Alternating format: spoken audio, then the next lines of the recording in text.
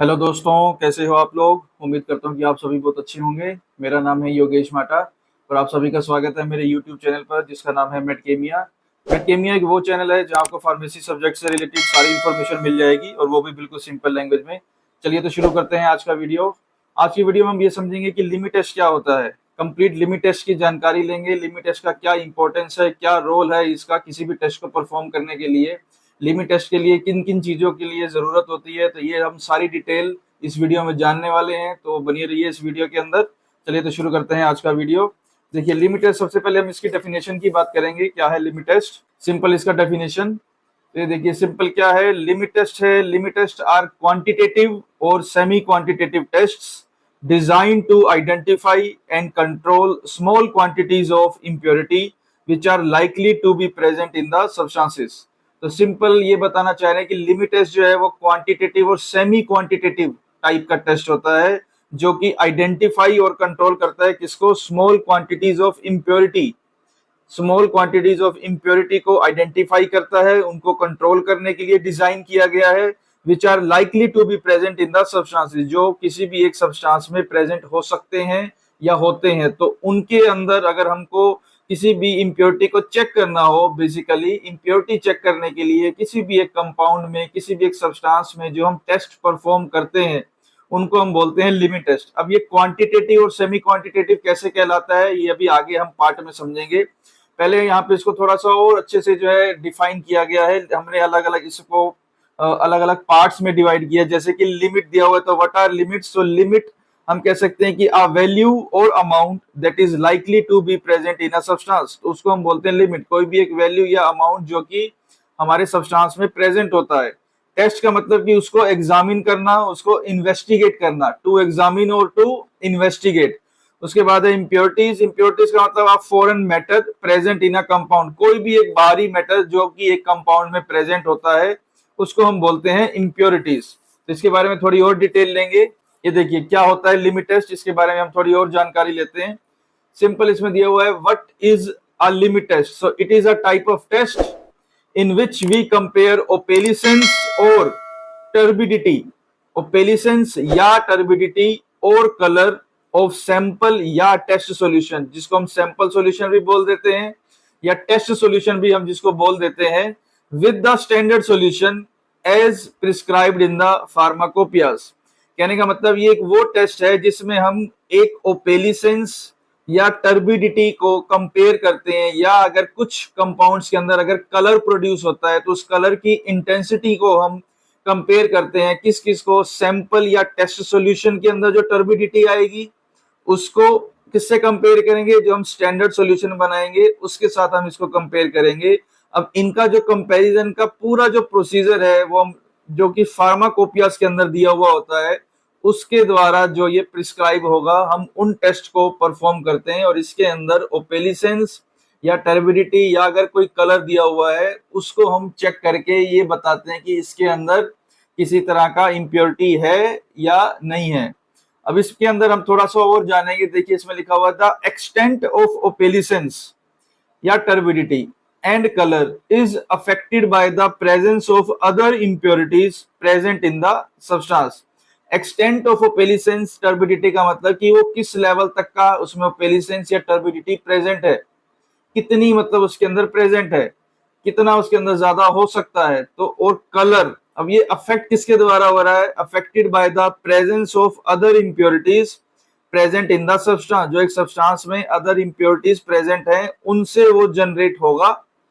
उसके अलावा variation in time, अगर टाइम के अंदर ज्यादा वेरिएशन हो रहा है तो वो भी इस चीज को अफेक्ट करेगी।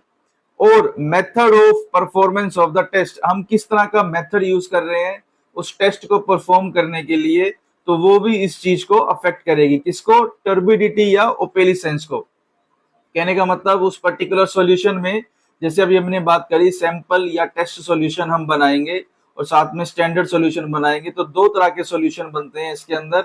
उसके अंदर टर्बिडिटी ओपेलिसेंस का क्या क्वांटिटी होगी, मतलब वो किस लेवल तक का होगा, कम होगा या ज्यादा होगा, उससे कई फैक्टर्स के द्वारा वो चीजें अफेक्ट होती हैं। पहला तो ये कि उसमें किस तरह की इम्प्योरिटीज प्रेजेंट है, दूसरा, अगर किसी तरह का कोई टाइम में वेरिएशन आ रहा है, कम ज्यादा में आप उसको टाइम में खत्म कर रहे हैं या जल्दी उसको बना दे रहे हैं उस टेस्ट को। दूसरा, मेथड ऑफ परफॉर्मेंस, आप किस तरह का मेथड जो है यूज कर रहे हैं उस टेस्ट को परफॉर्म करने के लिए। तो ये चीजें डिपेंड करेंगी कि वो आपके उसके अंदर सॉल्यूशन के अंदर किस तरह की टर्बिडिटी आएगी। उसके अलावा देखिए, therefore no numerical values for the limit in these tests, किसी भी तरह की कोई न्यूमेरिकल वैल्यू नहीं दी हुई, यानी कि 1 नंबर 2 नंबर इस तरह से उसमें कुछ मेंशन नहीं है।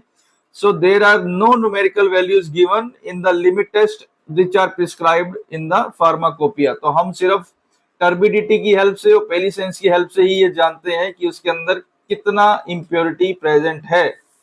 अब इसको थोड़ा और डिटेल में जानते हैं। अब हम बात कर रहे हैं कि इम्प्योरिटीज के कारण जो है हम ये चेक कर पाते हैं कि उसमें किस किस तरह का वो टेस्ट पास है या फेल है। अब हम पहले एक बार ये समझ लें कि इम्प्योरिटीज क्या है, इम्प्योरिटीज का क्या मतलब है। देखिए, इम्प्योरिटी सिंपल है कि impurities may be defined as foreign matter और particle present in a compound. कोई भी एक बाहरी तत्व, कोई भी एक बाहरी मैटर, बाहरी पार्टिकल जो कि कंपाउंड में प्रेजेंट होता है उसको हम बोलते हैं इम्प्योरिटीज। और क्या है, impurities in pharmaceuticals are the unwanted chemicals that remain with the API, जिसको हम बोलते हैं active pharmaceutical ingredients. Unwanted chemicals मतलब जिनकी हमें जरूरत नहीं है, वो अगर रह जाएं एपीआई के अंदर। एपीआई एक तरह का जो कि जिसकी खुद की एक थेराप्यूटिक वैल्यू होती है। जैसे पैरासीटामोल है, पैरासीटामोल को हम एपीआई बोल सकते हैं। पैरासीटामोल से कई सारी आगे फॉर्मुलेशंस बनती हैं, या वो मिक्सचर में बनती हैं किसी और ड्रग के साथ ऐड करके, या वो इंडिविजुअल बनती हैं, तो वो एक अलग से उसकी फॉर्मुलेशन होगी, टैबलेट फॉर्म में, कैप्सूल फॉर्म में, सिरप फॉर्म में, तो वो एक उसकी फॉर्मुलेशन कहलाएगी। तो हम क्या कहना चाह रहे हैं कि impurities in pharmaceuticals are unwanted chemicals that remain with the API, जो एपीआई के साथ रह जाए, और डेवलप ड्यूरिंग फॉर्मुलेशन, या फॉर्मुलेशन के दौरान डेवलप हो जाए, और अपॉन एजिंग ऑफ बोथ, समय के साथ साथ एपीआई और या जो हमने एपीआई फॉर्मुलेट किया है जिसको हमने मेडिसिन में कन्वर्ट किया है, समय के साथ उसमें अगर किसी तरह का कोई चेंज आ जाए तो उसको हम बोलेंगे impurities. The presence of these unwanted chemicals, अगर कोई अनवांटेड केमिकल इसके अंदर है, even in very small amount, अगर एक कम अमाउंट में भी प्रेजेंट है, may influence the efficacy and safety of the pharmaceutical product. तो वो उसकी एफिकेसी के ऊपर, उसकी क्षमता के ऊपर, उसकी सेफ्टी के ऊपर वो अपना असर डालेंगे ही डालेंगे, जिससे जो हमारा फाइनल प्रोडक्ट है वो कहीं ना कहीं अल्टर होगा और उसके अंदर इम्प्योरिटीज आ जाएंगी। Now next, impurities can have unwanted pharmacological और टॉक्सिकोलॉजिकल इफेक्ट्स। अब वो इम्प्योरिटीज आ गई जिसकी कि हमें जरूरत नहीं थी, उनका खुद का कोई फार्माकोलॉजिकल या टॉक्सिकोलॉजिकल इफेक्ट्स होगा। फार्माकोलॉजिकल का मतलब कोई एक थेराप्यूटिक वैल्यू ऐसे वो देगी जिसकी हमको जरूरत नहीं है, अनवांटेड। और टॉक्सिकोलॉजिकल इफेक्ट देगी, मतलब कि एक टॉक्सिक इफेक्ट देगी that seriously impact product quality and patient safety, जो कि प्रोडक्ट की क्वालिटी को अफेक्ट करेगा, पेशेंट की सेफ्टी को अफेक्ट करेगा। इसके अलावा एक होता है आईसीएच, यानी कि इंटरनेशनल कॉन्फ्रेंस ऑन हार्मोनाइजेशन, या इसको इंटरनेशनल काउंसिल भी बोल दिया जाता है। तो एक तरह की एक काउंसिल है जो कि फॉर्मुलेट करती है a workable guideline regarding the control of impurities. तो आईसीएच ने भी इसके बारे में है जो है इम्प्योरिटीज को कंट्रोल करने के लिए कुछ गाइडलाइंस जारी की हुई हैं। अब एक हम ये पिक्चर के थ्रू समझेंगे कि अगर एक कंपाउंड में इम्प्योरिटीज प्रेजेंट हैं तो किस किस तरह की उसमें इम्प्योरिटीज हो सकती हैं। तो आप इसको ध्यान से देखें, अगर ये आपको थोड़ा सा क्लियर हो जाए। ये देखिए, टाइप्स ऑफ इम्प्योरिटीज, इसमें in water treated by high purity water systems. इसमें देखिए यहाँ पे कॉनिकल फ्लास्क बना हुआ है, इसके अंदर एक तरह का सॉल्यूशन है। अब हम इसके थ्रू बस ये बताना चाह रहे हैं कि किस किस तरह की एक पर्टिकुलर सॉल्यूशन के अंदर इम्प्योरिटीज हो सकती है। देखिए, सबसे पहले तो गैसियस इम्प्योरिटीज, अगर किसी तरह का कोई फ्री क्लोरीन या अमोनिया गैस उसके अंदर रह जाए तो that may act as impurity और may alter the final product, तो हमारे फाइनल प्रोडक्ट को वो अल्टर कर सकता है। उसके बाद कुछ मिसलेनियस तरह की इम्प्योरिटीज, कार्बन से रिलेटेड अगर वो कुछ रह जाए।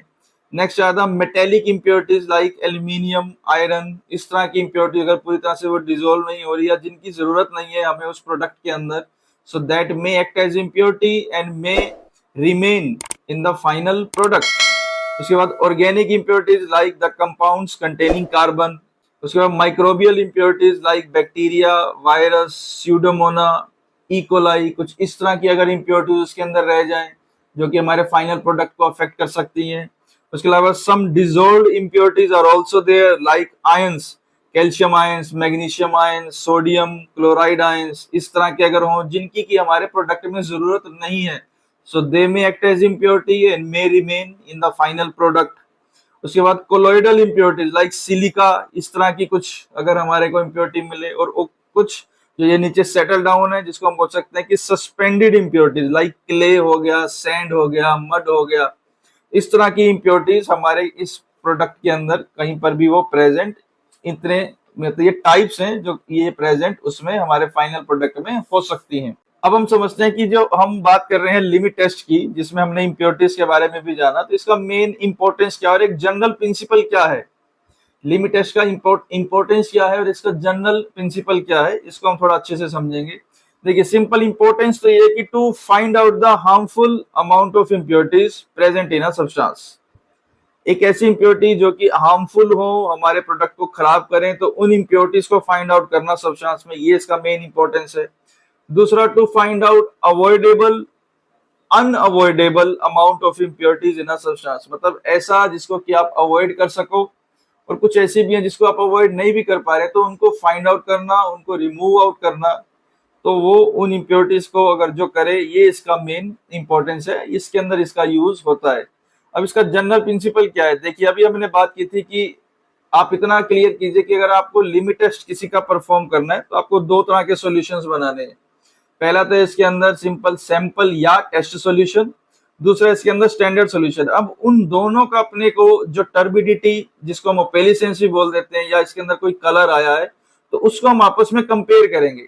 तो ये ही इस लिमिट टेस्ट का जनरल प्रिंसिपल है, इसका जनरल सिद्धांत है।